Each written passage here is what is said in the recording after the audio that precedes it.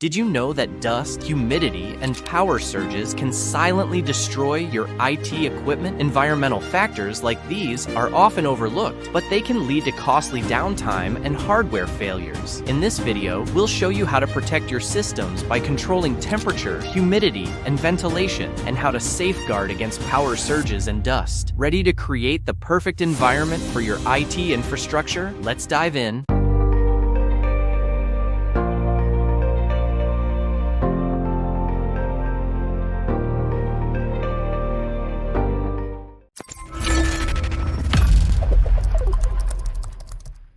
Environmental impacts and their controls.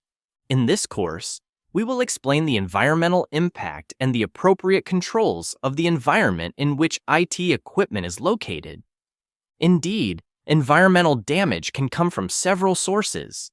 We can mention the temperature and humidity of a room, the power supply of the systems, air and particles that can harm employees, but also computers. All these elements must be carefully controlled and monitored by the technician who is responsible for them. Failure to understand the impact and controls on the environment can cause serious damage.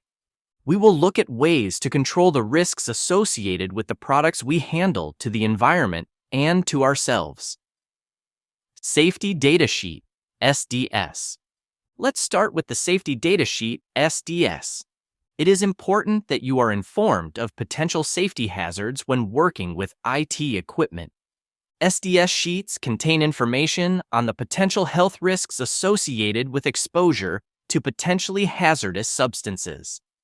These sheets are generally written by the manufacturer and are most often available on the manufacturer's website.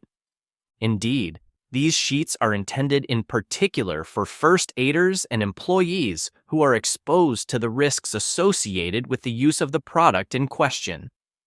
An SDS sheet includes the following information: what to do if someone comes into contact with or ingests the product, what to do if the product is spilled, product handling and disposal, and finally, how and where to store the product.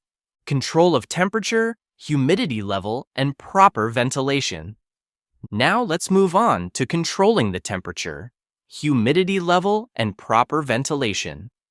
In a computer environment, temperature, humidity, and ventilation are the three closely related elements that require proper controls. We'll start with temperature. Indeed, heat and computers do not mix. IT systems require both temperature and humidity control for reliable service. For example, servers, network equipment, and disk arrays generate massive amounts of heat. This therefore implies regular monitoring of the cooling. Ideally, the server racks are placed in the middle of the building, and they are channeled separately from the rest of the heating and away from the walls. It is a common practice for modern buildings to delineate air conditioning environments by zone. Now let's see the humidity level. Another preventative measure you can take is to keep the humidity around 50%. It is important not to have a humidity level that is too high, as this can generate condensation, and a humidity level that is too low promotes electrostatic discharge. To complete this, we must also think about ventilation. It is important that air circulates around equipment to cool it and keep it in good working order. And for this, you must do regular maintenance to keep the equipment clean. It should also be noted that server rooms require more ventilation than office spaces, because the density of computer equipment is greater. Power surges, brownouts, and power outages. Now let's talk about the power supply environment. A reliable power supply at a constant level is essential to protect IT equipment. Indeed, there are many risks at the electrical level. Examples include, first, overvoltage. An overvoltage is an anomaly in the power supply of a voltage higher than the normal voltage, and this generally for a short time. They can come from the electrical distribution network, but also from a malfunction of a device on the internal electrical network, or from climatic hazards such as lightning. They can cause permanent damage as well as a reduction in the lifespan of appliances. Surge protectors are designed to prevent surges from damaging equipment connected to them. In second, we have the voltage drop, which is a voltage drop, intentional or not, in a power supply system. And finally, we have the power cuts, which is a total loss of power. When a power outage occurs, equipment is no longer receiving power, preventing any device powered without a battery or backup generator from operating. To prevent power cuts, it is advisable to use uninterruptible power supplies, UPS. Protection against dust and debris particles. Let's take a look at how to protect equipment from particles, dust, and debris. Airborne particles are dangerous to the health of IT equipment.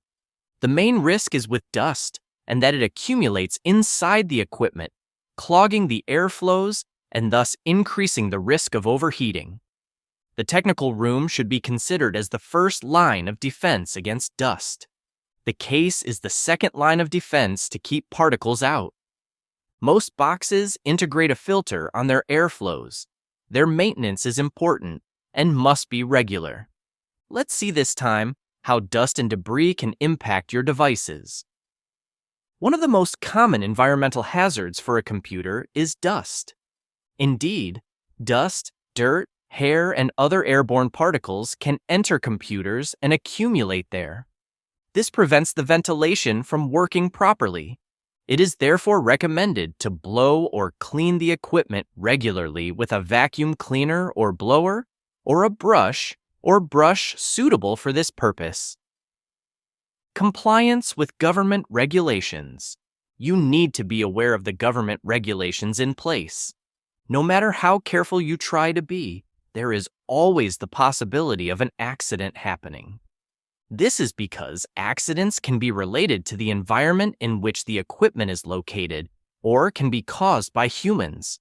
Regardless of the cause or circumstances, you need to document the problem thoroughly.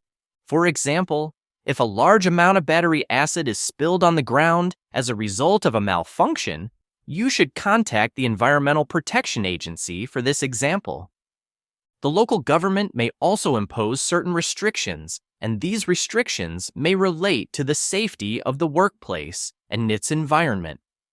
The government can ensure the proper application of the SDS sheets, which contain the methods for how to dispose of end-of-life machines. The aim of the authorities is also to ensure that compliance rules are enforced. These rules can help detect and eliminate IT equipment that may contain hazardous chemicals in the most environmentally friendly way possible, etc.,